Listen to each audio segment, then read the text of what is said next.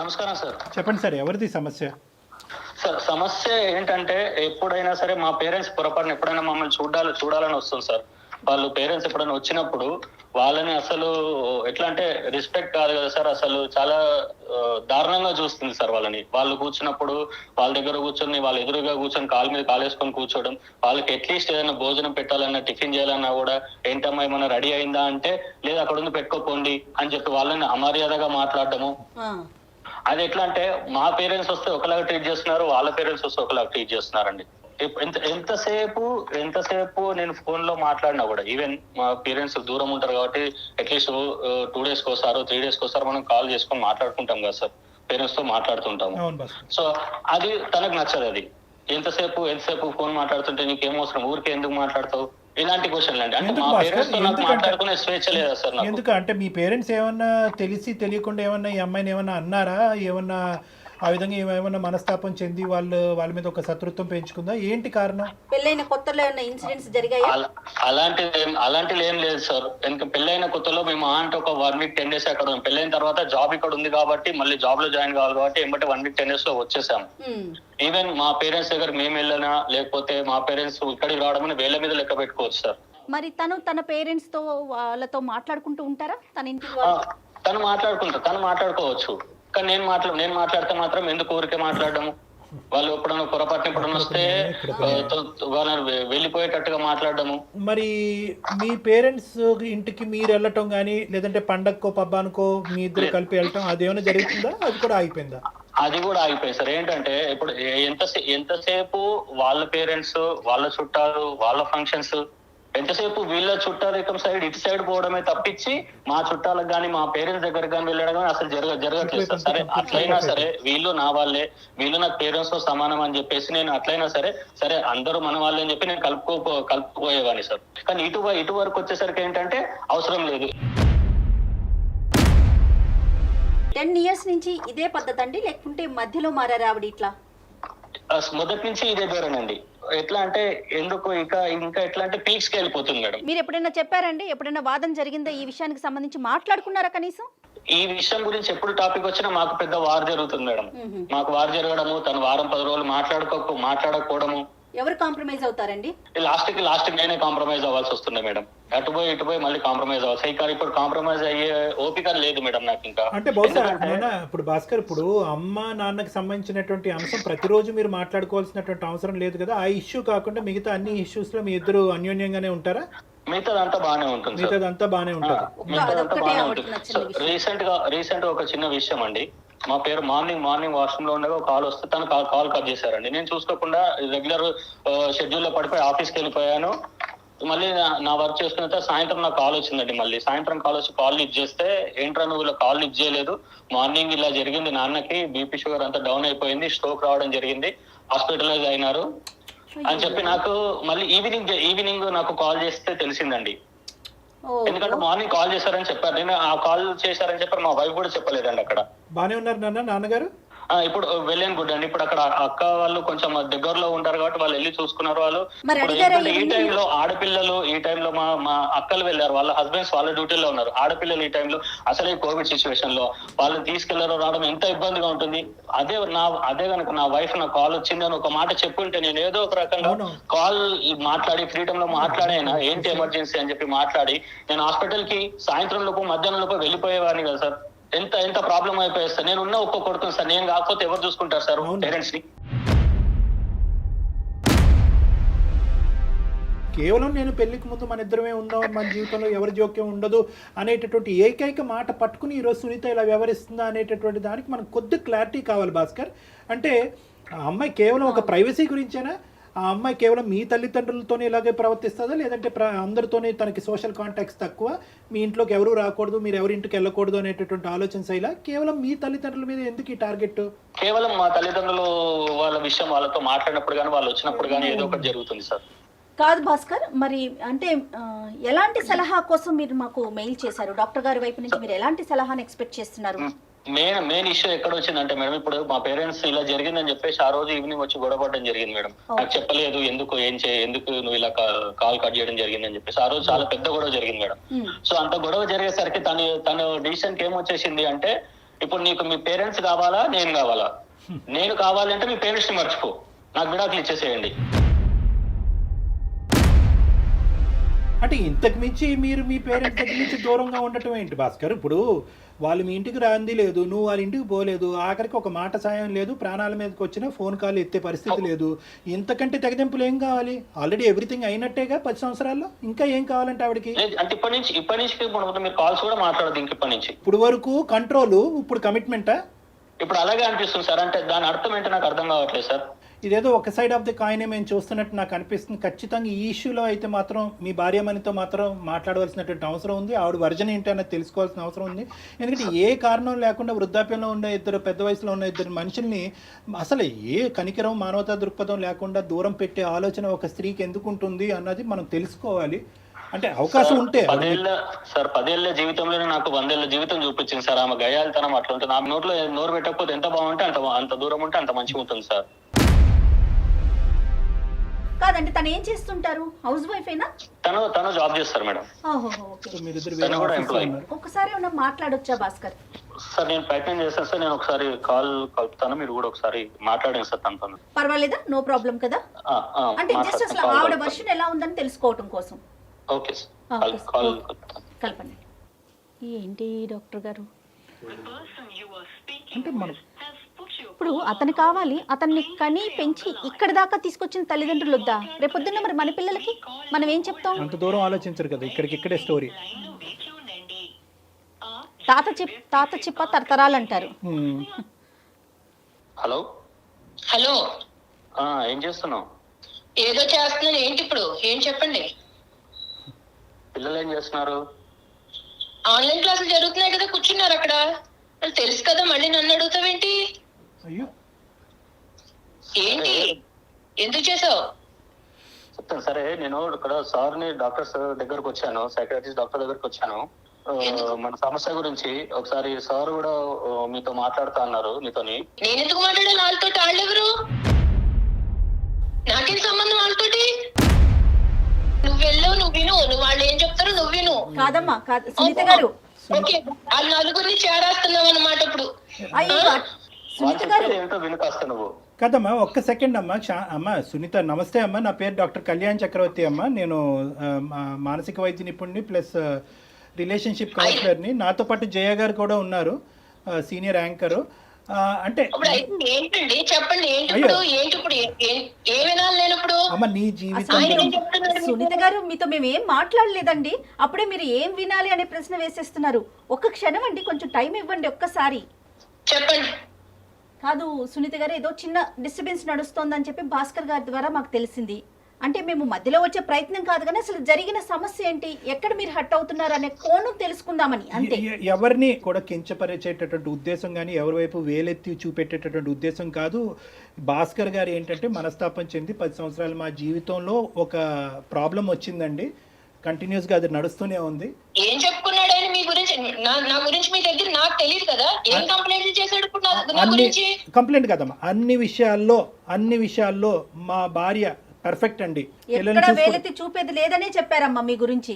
మా అమ్మ నాన్న విషయం వస్తే కనుక అగ్గిలం మీద గుగ్గిలం అవుతుందండి. ఫోన్ లేదు, కాంటాక్ట్ లేదు, ఇక్కడికి వెళ్ళటం లేదు, అక్కడి నుంచి ఇక్కడికి రావటం లేదు. వాళ్ళ తల్లిదండ్రులకు సంబంధించినటువంటిది ఒక న్యాయం, మా తల్లిదండ్రులకు సంబంధించినటువంటి ఒక న్యాయం. ఆడ పేరెత్తితే నేను ఎందుకు మండిపడతానండి? ఈయన ఏం చేశాడో మీకు తెలియదు, నా గురించే చెప్తే. నేను చేసేది, నేను మాట్లాడేది మీ అందరికి కనపడతాను ఇప్పుడు కూడా. నాకేదో చెప్తామని చూస్తున్నారు. అందు గురించి ఈ కాల్ చేసాం. నీ వర్జన్ వినాలనే ఉద్దేశం. నువ్వు కోపంగా ఉన్నావు, గట్టిగా మాట్లాడుతున్నావు, మేమేమి అది తప్పుగా భావించట్లేదు. మీ మనసు మీకున్నటువంటి టెన్షన్స్ మీకున్నాయి.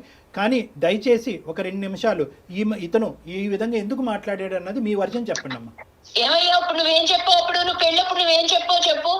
మన ఇద్దరమే ఉంటాము, ఎవరు ఉండరు, ఇన్ని ప్రేమగా చూసుకుంటాను అని చెప్పావా లేదా అప్పుడు? మరి ఇప్పుడేమో నేను కూడా అవ్వకుండానే నువ్వు మళ్ళీ ఆళ్ళు తీసుకొచ్చి నన్ను ఎత్తి మీద వేస్తానంటే నేనేం చేయాలి? నేను ఊరికే కూర్చున్నానా? పొద్దున్నే వాళ్ళకి ఇప్పుడు ఆరోగ్యం బాగాలేదు, వాళ్ళని చూసుకోవడానికి వాళ్ళ కొడుకు కాకపోతే ఎవరు చూసుకుంటారు వాళ్ళని? ఆరోగ్యం బాగాలేకపోతే అక్కడ ఎలా వదిలేస్తారు వాళ్ళని? ఎవరో ఒకరు చూసుకుంటారు. మనుషులు పెట్టు. ఇప్పుడు నేను ఇక్కడికి తీసుకొస్తే నేను మాత్రం ఎక్కడ చూస్తాను? సాయంత్రం పొద్దున్న వెళ్ళిన దాన్ని సాయంత్రం 5, 6 కానీ ఆ ఉద్యోగం అవ్వదు. ఇంటికి వచ్చేటోడికి 7 అవుతూ ఉంటే మా పిల్లల్ని చూసుకోవడానికి 2 గంటలు సరిపోవట్లేదు అక్కడ. నువ్వు వాళ్ళని తీసుకొచ్చి పెడతానంటే ఇప్పుడు మనుషులు పెట్టి చూపించాలి తప్ప నేను చూసే టైం గానీ నా పిల్లల్ని పెంచుకోవడానికి నాకు టైం లేదు. ఆ మనుషులు లేదు అక్కడే పెట్టుకో అక్కడ డబ్బులు ఇచ్చేస్తాం కదా. అమ్మ సునీత, కేవలం అప్పుడు పెళ్లికి ముందు ఆ మాట అలా అన్నాడనే ఉద్దేశంతోనే నువ్వు ఈ రోజు ఇలా ఉన్నావమ్మా? మాకు 1,00,000 ఉన్నాయి సార్ ఇక్కడ. మాకు పిల్లలు లేచి మేమిద్దరం బయటికి వెళ్ళి ఇంటికి వస్తేనే గానీ కుదరదు. పొద్దున్న సాయంత్రం పిల్లల్ని చదివించుకోవాలా, వాళ్ళని ఎలా పెంచుకోవాలి, పొద్దున్నే లెగాలి, ఇంట్లో వంటలు చేసుకోవాలి, పనులు ఇవే సరిపోతున్నాయి. కానీ మధ్యలో ఈ కరోనాలు దరిద్రాలు ఈ ఒకటి సచ్చినాయి కదా. ఇప్పుడు అలా కదమ్మా, కరోనా ఉండొచ్చు సునీత గారు, కరోనా ఉండొచ్చు, ఏదన్నా ఉండొచ్చమ్మా, కానీ వృద్ధాప్యంలో ఉండేటటువంటి తల్లిదండ్రులు కాపాడవలసినటువంటి బాధ్యత ఏకైక కొడుకు మీద ఉండదా అమ్మా? డబ్బులు ఇస్తామంటున్నాం కదండి. డబ్బులతో అన్ని కొనుక్కుంటారా సునీత గారు? ఏం మాట్లాడుతున్నారండి? సారీ అండి ఇట్లా అంటున్నందుకు. ఎవరో సిటీ లైఫ్ లో ఈ రోజు రేపు తెల్లారు లేసి ఎవరికాళ్ళు ఉద్యోగాలు చేసుకుంటా సాయంత్రం నైట్ అయిపోయి ఇంటికి వచ్చేటప్పటికి ఎవరో ముసలోళ్ళని మేరేసుకుని ఎవరో చూడట్లేదండి. ముసలోళ్ళు అదే మాట అనుకోమ్మా. రేపొద్దున్న మనం కూడా అదే పరిస్థితిలోకి వెళ్తాం సునీత. మనం ఇక్కడితోనే ఆగిపోమండి. మానవత్వం మంట కలిసిపోలేదమ్మా, అర్థం చేసుకో. వాళ్ళకిలాగా మేము వచ్చి మీరు పడవండి, పిల్లల మీద మేము పడవం, వాళ్ళు వచ్చి పడతారేమో, మేము వచ్చి పడవం. మా ప్లాన్లు మాకు ఉంటాయి. రేపొద్దున అమ్మ వృద్ధాప్యం అనేటటువంటిది ఎక్స్క్లూజివ్ గా భాస్కర్ తల్లిదండ్రులకు కాదు, మీ తల్లిదండ్రులకి వృద్ధాప్యం వస్తుంది, మీకు వృద్ధాప్యం వస్తుంది. రేపొద్దున పెద్ద అయిన తర్వాత మీ పిల్లలు కూడా వాళ్ళ భార్యలు అంటారు, అరే డబ్బులు పడేసారా ఎందుకు పోయి చూసేదని అంటారు వాళ్ళ భర్తలతో. అది ఓకేనా మీకు? అదే చెప్తున్నానండి. ఇప్పుడు వాళ్ళు మా అమ్మ నాన్న గురించి నేనే వాళ్ళని విడిగా చూసుకోవట్లేదు. వాళ్ళు చూసుకోవాలని నాకు ఉంది. వాళ్ళు పెద్దోళ్ళు అయిపోయారు కానీ నేను వాళ్ళని చూసుకోవట్లేదు. ఎందుకంటే నాకు అంత టైం లేదు. అది అర్థం చేసుకోరేంటండి? ఎన్నని చెయ్యాలి, బయట చెయ్యాలా, ఇంట్లో చెయ్యాలా ఈ పనులు? ఈయన వచ్చేసి ఆయనకేమో ఇంట్లో పనులు ఏముండవు, బయట పనులు ఆయనతో సమానంగా నేను చేస్తున్నాను. ఆ ముసలోళ్ళకి వస్తే ఎన్ని చెయ్యాలండి? ఎన్ని సాకరీలు చేస్తే అవుతాయి అన్ని? వచ్చి కూర్చుంటే అయిపోయింది అనుకుంటున్నారా? కానీ మీరు ముసలోళ్ళు అనే ఆ పదాన్ని మాత్రం ఆపుకోలేకపోతున్నారండి సునీత గారు. అది వినటానికి కూడా చాలా బాధ అనిపిస్తోందమ్మా. ఉన్నప్పుడు ఆరోగ్యంగా ఉన్నప్పుడు వేరే వాళ్ళు లేందే మీ భర్త వచ్చారా, లేకుంటే మీ తల్లిదండ్రులు లేందే మీరు వచ్చారా? ఒక్కసారి ఆలోచించండి. ఏ కాలంలో ఉన్నారు మేడం మీరు? ఏ కాలంలో ఉన్నారు? మాకు కుదరట్లేదని చెప్తున్నాం కానీ చూడమని అనట్లేదు కదా. డబ్బులు ఇస్తాం అంటున్నాం కదా. అమ్మ మీరు ఏమన్నా అమెరికాలో ఉన్నారమ్మా? హైదరాబాద్ లోనే కదా ఉన్నారు.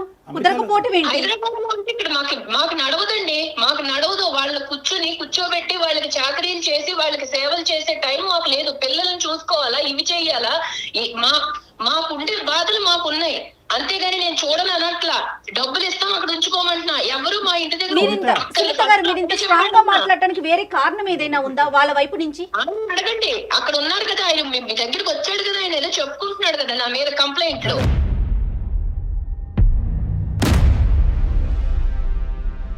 సునీత, నీకు చేసింది ఏంటంటే ఈ విధంగా కేవలం వృద్ధాప్యంలో ఉండేటటువంటి వ్యక్తులకి పోషించడానికి మాకు టైం లేదన్నది ఒక్కటే కారణమా? లేదంటే వీళ్ళ తల్లిదండ్రులు ఏమన్నా నీకు తప్పుగా ప్రవర్తించారా, ఇబ్బంది పెట్టారా?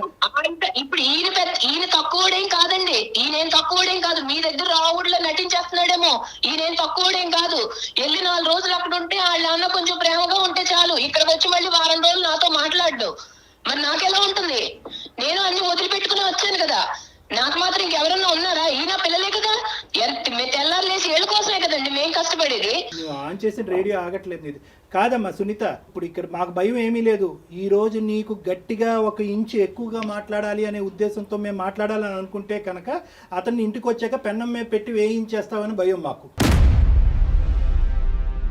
ఇప్పుడు నన్నేదో నేనేదో కొత్తగా ఈ లోకల్లో నేను ఒక్కదాన్ని ఏదో అన్నట్టు మీ అందరూ కలిపి నాకు జడ్జిమెంట్ ఇస్తున్నారు కదా. ఎలాగో ఉంది, రమ్మనండి చూస్తాం ఇవన్నీ. నాకు ఇప్పుడే చెప్తున్నారు, మేమంత త్యాగమూర్తులో కాదు, మాకంత ఓపికలు లేవు. మీకు నమస్కారం. మాకు నమస్కారం పెట్టక్కర్లేదు. నువ్వు చెప్పుకో, ఏం చెప్పుకుంటావు చెప్పుకో. ఇప్పుడు వాళ్ళందరూ ఏదో చెప్తున్నారు కదా, ఏం చెప్పుకుంటావు చెప్పుకుని వాళ్ళ కాళ్ళ మీద పడి ఏడ్చి అమ్మా సునీత, చదువుకున్న దానివి, సమాజం తెలిసిన దానివి, 2 పిల్లల యొక్క తల్లివి, నువ్వు నిజంగా ఇలా మాట్లాడుతున్నావు అంటే, ఇంత మూర్ఖత్వంగా మాట్లాడుతున్నావు అంటే కనుక నమ్మలేకపోతున్నావు. నీ బాధ ఏంటమ్మా? నీ బాధ ఏంటి అన్నది నువ్వు ఇంకా చెప్పలేకపోతున్నావు. ఒకే పాయింట్ ఏంటంటే కనుక అక్కడికి వెళ్ళి నా భర్త కనెక్ట్ అయిపోయి వారం రోజులు నాతో మాట్లాడ్డాను అంటున్నావు. వారం రోజులు నీతో మాట్లాడకపోతే ఉండలేనటువంటి నువ్వు జీవితాంతం ఆ తల్లిదండ్రులు కొడుకుతో మాట్లాడకుండా ఎలా ఉండగలరమ్మా? నీకు అర్థం కాదా?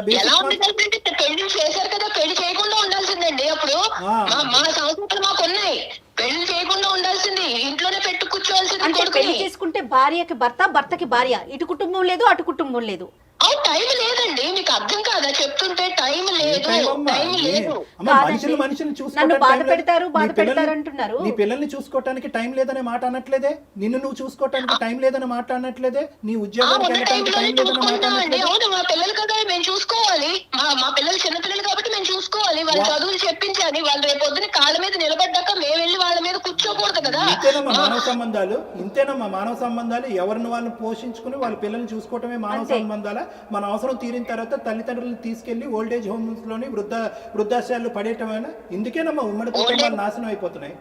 ఇందుకే ఉమ్మడి కుటుంబాలు నాశనం అయిపోతున్నాయి. మీరు వాస్తవంలోకి రండి సార్, చెప్పుకోవడానికే బాగుంటాయి ఉమ్మడి కుటుంబాలు. వాస్తవంలో మీరు మాట్లాడితే అప్పుడు మీకు తెలుస్తుంది. అమ్మ డబ్బులు పడేస్తే అన్ని కొనుక్కోవచ్చని అనుకోద్దమ్మా సునీత, డబ్బులు పడేస్తే అన్ని కొనుక్కోవచ్చు. రానున్న రోజుల్లో నీ స్థానాన్ని ఆలోచించలేకపోతున్నావు. కాదు, మేము బుద్ధి గడ్డి తిని నీ కాన్ఫరెన్స్ కాల్ కలపమన్నాం. మాకు అయిపోతుంది ఇక్కడ. మేము 10 నిమిషాలు నేను భరించలేకపోతున్నాం. తప్పుగా నేను ఎవరితో ఇలా మాట్లాడలేదమ్మా, కానీ నీ మాట ఏం బాధండి? మిమ్మల్ని శారీరకంగా హింసిస్తున్నారా, మానసికంగా హింసిస్తున్నారా? ఏం బాధపడుతున్నారో మీరు? మేము అనుకున్నట్టు ఆయన ఉండడు సార్, ఉండడు. తెల్లారు లేచి ఆళ్ళ పాటే అమ్మా నాన్న ఏమైపోతున్నారు, ఇక్కడ మీ పిల్లలు ఏమైపోతున్నారు ఆయనకు అక్కర్లేదు. కాదమ్మా సునీత, ఒక్కసారి కొంచెం నిదానంగా ఆలోచించండి. ఇవాళ రేపు పెద్దవాళ్ళు లేక ఉద్యోగాలు చేసే ఆడవాళ్ళం ఎంత నలిగిపోతున్నాం కదా. అది మీ సైడ్ కావచ్చు, అతని సైడ్ కావచ్చు. ఒక పెద్దవాళ్ళు అమ్మమ్మో నాయనమ్మో ఎవరన్నా ఒకరుంటే రేపొద్దున మన పిల్లలకి ఆసరా కాదు. మాకు ఎక్స్ట్రా పని తప్ప వాళ్ళ వల్ల మాకు ఉపయోగం లేదు. అసలు ఒక్క నిమిషం 1 మినిట్ కూడా ఈ రోజు నుంచి నెక్స్ట్ రోజు గురించి ఆలోచించలేకపోతున్నాము. నీకు broad minded thinking, futuristic thinking లేదు. సారీ, నిన్నేమి నిందించట్లేదు, కానీ ఒక్క మాట చెప్తాను. నా బాధ కూడా మీరు అర్థం చేసుకుని చెప్పుంటే బాగుండేది. అదే కదా తల్లి, భాస్కర్ ఫోన్ చేసినప్పుడు ఏంటయ్యా ఇలా మాట్లాడుతుంది ఒక ఆడది, అలాగే ఎక్కడో ప్రవర్తించేటటువంటి దానికి దాఖలాలే లేవు అని చెప్పి పొగుడుతున్నాడు నీ భర్త నీ గురించి, అన్ని ఇష్యూస్ లో బాగుందండి ఇది అది అని చెప్పి. నీ నోటి ద్వారానే ఈ రోజు నువ్వు నీ జీవితాన్ని చండాలం చేసుకున్నావు. ఇప్పటి వరకు నీ మీద మాకు చెప్పుకుంటే మీకు అలా అనిపిస్తుంటే నేనేం చేయలేను కదా. నా బాధ ఇది నా బాధ. ఈ మనిషి మీ ఇంట్లోంచి వాళ్ళ తల్లిదండ్రులు బాగోగులు తెలుసుకోవటం గురించి దొంగతనంగా ఫోన్ మాట్లాడవలసిన అవసరం ఏముందమ్మా? అతను నిజం చెప్తున్నాడు, అబద్ధం చెప్తున్నాడు, పోనీ దీనికన్నా చెప్పు. అవునండి, వాళ్ళు మాట్లాడుకునేది ఏంటనుకుంటున్నారు? నా గురించి చెప్పుకోవడమే తప్ప వాళ్ళు మామూలుగా మాట్లాడుకోరు సార్. నేను ఎందుకు ఊరికే వద్దంటాను, ఎందుకు చెప్తాను? దాంట్లో అక్కడ జరిగేవి ఏంటంటే, ఇక్కడ నేనేం చేస్తున్నాను నా గురించి కంప్లైంట్లు చెప్పడమే అతనికి పని, వేరే పని ఏమీ లేదు. అక్కడి నుంచి వాళ్ళు చెప్పినట్టు ఈయన నడుచుకుంటాడు ఇక్కడ. తెలుసా ఎన్ని? అదే ఉద్దేశంతో మొన్న ఫోన్ కాల్ కట్ చేసావు. అతని ప్రాణాల మీకు వచ్చుంటే అమ్మా, పెద్ద ఆయన ప్రాణాల మీకు వచ్చుంటే ఈ రోజు నాకేం తెలుసు అండి వాళ్ళు ఎందుకు చేశారో నాకేం తెలుసు. రోజు ఈ చర్చా కార్యక్రమాలు పెట్టుకుంటారని నేను కట్ చేశాను, అంతేగాని అడుగుంట్లో పోలేదని నాకు తెలుసా? తెలిస్తే కట్ చేస్తానా? కాదా మరి ఆ పెద్ద ఆయనకి ఏమైనా జరుగుంటే, దగ్గరలో ఆడపిల్లలు ఉన్నారు కాబట్టి హాస్పిటల్ ఏం జరగదులేండి, ఎప్పట్లో ఏం జరగదు. దివ్య భవిష్యవాణి ఏదో అంటారు, అన్ని ఉన్నట్టున్నాయమ్మా నీ దగ్గర అన్ని. అమ్మా ఐఎమ్ సారీ అమ్మా, జీవితం అంటే ఇది కాదమ్మా. భాస్కర్, ఇంకా సేపు నేను మాట్లాడితే నీ సిచ్యువేషన్ ఇంకా డిటీరియేట్ అయ్యేటట్టుంది. అందమైన జీవితం యొక్క పర్పస్ ఏంటంటే ఉన్న స్థితిని అలాగన్నా ఉంచాలి, లేదంటే కరెక్ట్ చేయాలి. ఉన్న స్థితిని దిగ్గజార్చేటటువంటి ఉద్దేశం మాకు లేదు. పెనం మీద నుంచి పొయ్యిలో పడే పరిస్థితిని మేము తీసుకురాం మిమ్మల్ని. సారీ అండి సునీత గారు, సారీ అమ్మా. చెప్తారు వాళ్ళు ఏదో చెప్తున్నారు కదా, ఎన్ని ఇంకేమన్నా ఉంటే చెప్పుకున్నారు, కాళ్ళ మీద పడి ఏడ్చి అప్పుడు రా, నీకు అప్పుడు ఉంది, నీకు ఇంట్లో రా, వచ్చాక చెప్తాను, ఇప్పుడు కాదు చెప్తాను రా కానీ అప్పుడు. భాస్కర్ సార్, ఇది సార్ తన వర్షన్. దీన్ని వర్షన్ అంటారయ్యా, దీన్ని వర్జన్ అంటారా? నువ్వు 10 సంవత్సరాలు భరిస్తూ ఒక్కొక్క మెట్టు దిగుతూ తల్లిదండ్రుల్ని దూరం పెట్టుకుంటూ వాళ్ళని ఇబ్బంది పెట్టి నువ్వు ఇబ్బంది పడుతూ ఇదంతా నువ్వు చూసేటటువంటి పిల్లలు ఏమి నేర్చుకుంటారు? రైట్, ఓకే, అమ్మకి నాన్నకి కూడా ఇదే సినిమా చూపెడదాం రానున్న రోజుల్లో అని చెప్పి నీ కొడుకులు అనుకోరా? సార్, పెళ్ళైనంత మాత్రాన మొత్తం అంతా పూర్తిగా భార్యకు లొంగి ఉండాలా సార్? ఆ ప్రశ్న మీరు ఇప్పుడు కాదండి, 10 ఏళ్ల క్రితం మాట్లాడాల్సిన ప్రశ్న ఇది. 10 ఏళ్ళండి భరించేది. Starting trouble, ending trouble. Starting trouble ని సెట్ చేసుకోకపోతే ఎండింగ్ ట్రబుల్. కళ్యాణ్ గారు, అసలు ఆవిడ వర్షన్ ఏంటండి? ఎటువైపు ఆలోచించట్లేదు తను. ఆవిడకి ఏదో ఒక విచిత్రమైనటువంటి వ్యక్తిత్వపరమైనటువంటి లోపం ఉందబ్బా. పర్సనాలిటీ డిసార్డర్స్ అంటారు వీటిని. ఏం చేయమంటారు సార్? నాకు ఒక మంచి సొల్యూషన్. అంటే ఎలాంటి డెసిషన్ తీసుకుందాం అనుకుంటున్నారు భాస్కర్ మీరు? నేను కావాలంటే వాళ్ళని వదిలేయండి. ఓకే, తన వర్షన్ కాదు, ఇక్కడ కూడా మీరు తన వర్షనే చెప్తున్నారు. మీ వర్షన్ చెప్పండి. ఇక నేను భరించలేను మేడం. ఉమ్. నేనైతే వదిలేద్దామని డిసిషన్ తీసుకుందాం అనుకుంటున్నాను. విడిపోవాలనేటటువంటి ఉద్దేశంతో మేము చెప్పట్లేదు, కానీ అది నిజంగా మీరు చేసి చూపెట్టాలి. అంటే నేను ఇంకా భరించలేకపోతున్నాను అనేటటువంటి దానికి యాక్షన్ ప్లాన్ కావాలి. ఇక్కడ తల్లిదండ్రుల్ని కాపాడుకోవటం అనేది మీ బాధ్యత. రేపొద్దున మీ పిల్లల్ని మిమ్మల్ని చూస్తారా చూడరా అనేటటువంటి అంశం తర్వాత పెట్టండి. మీ తల్లిదండ్రులు మీకేం అన్యాయం చేయలేదు, మీకేమీ తక్కువ ఇవ్వలేదు. మీ తల్లిదండ్రులు ఎప్పటికీ కూడా మమకారం ప్రేమతోనే మిమ్మల్ని ఇప్పటివరకు పెంచి పోషించారు. పెళ్ళి అనేటటువంటి ఈ అంశం వాళ్ళ జీవితానికి ఒక శాపం కింద మారిపోయింది. కాబట్టి వాళ్ళని కాపాడుకునేటటువంటి ప్రయత్నంలో మీ ఆవిడకి ఒక గట్టిగా బుద్ధి చెప్పేటటువంటి ప్రయత్నం చేయండి. అంటే కొట్టండనో తిట్టండనో హింస పెట్టండో అని చెప్పట్లేదు. నేను మా తల్లిదండ్రులకు స్థానం లేనటువంటి నా జీవితంలో నీకు కూడా స్థానం లేదు అనేటటువంటి వార్నింగ్ ఇచ్చి మీ పిల్లలతో పాటు మీరు దూరంగా ఉండేటటువంటి ప్రయత్నం చేయండి. సో ఒక్కసారి బెదిరించమంటారా? అంటే దాన్ని బెదిరింపు అంటారా, లేదంటే ఒక విధమైనటువంటి ట్రీట్మెంట్ అంటారా అనేది మీకు వదిలేస్తున్నాను. అంటే ఆవిడకు ఒక శిక్ష పడాలి. శిక్ష పడాలి అంటే కనుక కుటుంబం అనేటటువంటిది ఎప్పుడు కూడా నీ చెప్పు చేతల్లో నీ కాళ్ళ కింద చెప్పులాగే ఉంటారు అని అనుకోవద్దు. నాకు ఒక అహంకారం ఉంది, నేను ఒక మగాడిని, నేను ఒక ఇద్దరు తల్లిదండ్రులకు ఒక కొడుకుని, నేను మగాడిని అనేటటువంటి ఆలోచనతో, అంటే మగ ఆడిన అనేటటువంటిది నేను వ్యత్యాసం చేయట్లేదు, కానీ ఆవిడకి ఈ యాంగిల్ చూపెట్టాలి అంటే, మీ విలువను తెలియజేయమంటున్నారు. మీ విలువను తెలియాలి అంటే కనుక దూరంగా ఉండి కొంతకాలం మీరు లేనటువంటి లోటునే ఆవిడకి అర్థమయ్యేటటువంటి విధంగా చూపెట్టండి. మళ్ళీ ఆవిడ మాట తీరు చూడండి, ఏ విధంగానూ కాంప్రమైజ్ కాదాయే. కాన్ఫరెన్స్ కాల్ సునీత కలపమన్నాం, అక్కడి నుంచి అసలు వాళ్ళ తల్లిదండ్రులు కలిపి ఉంటే కనుక వాళ్ళు కొడుకుని దూరం చేసుకుని ఎంత బాధపడుతున్నారో అక్కడ అసలైన వర్జన్ తెలిసి. నాకు ఇంకొక విషయం ఏమనిపించిందో చెప్పనండి. సునీత తల్లిదండ్రుల పెంపకం ఎంత అధ్వానంగా, అంటే ఒక తల్లిదండ్రుల పెంపకం గురించి మనం ఇంత ఓపెన్గా చెప్పుకోకూడదు, కానీ ఆవిడకి ఏం విలువలు నేర్పించారండి? వాళ్ళు ఏమైనా చెప్పడానికి ట్రై చేశారా భాస్కర్? ఒక లాస్ట్ క్వశ్చన్, వాళ్ళు మీ అత్తగారు సునీతకి ఏమైనా చెప్పడానికి ట్రై చేశారు? అలాంటివి చాలా జరిగాయి సార్, చాలా జరిగాయి. అవి అప్పటికి అవి అంతవరకే ఉంటాయి సార్, మళ్ళీ తర్వాత సేమ్. రైట్ భాస్కర్, ఒక్కసారి డాక్టర్ గారు చెప్పింది ఆలోచించండి, త్వరపడండి, మంచి నిర్ణయం తీసుకోండి. Thank you madam. చక్కని డెసిషన్ తీసుకోండి, చక్కగా ఉండండి. Thank you sir. All the best Bhaskar. Thank you sir.